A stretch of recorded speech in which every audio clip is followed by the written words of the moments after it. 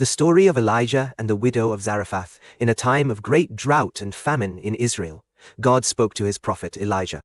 He instructed Elijah to leave his hiding place by the brook Cherith and go to a town called Zarephath. There, God had prepared a widow to provide for him. Elijah obeyed and traveled to Zarephath.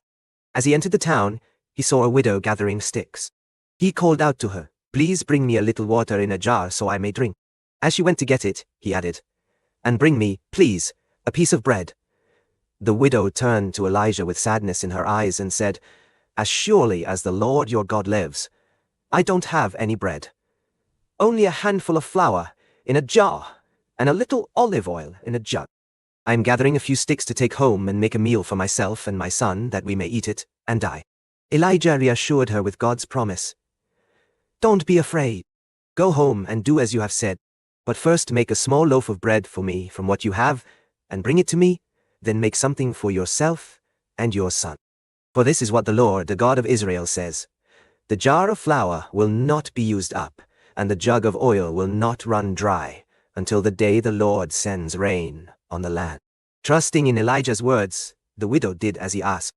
Miraculously, every day after that, there was enough flour in the jar and oil in the jug for them all to eat.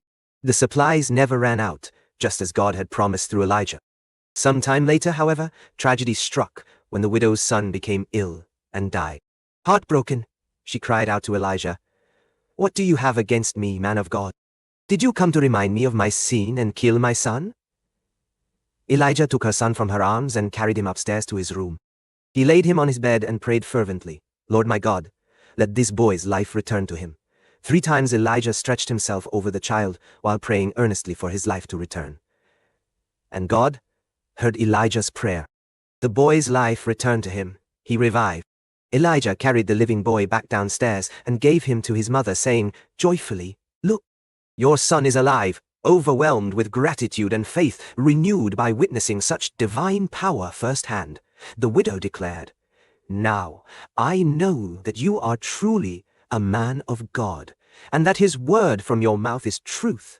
Through this incredible story filled with miraculous provision during hardship, God showed his unwavering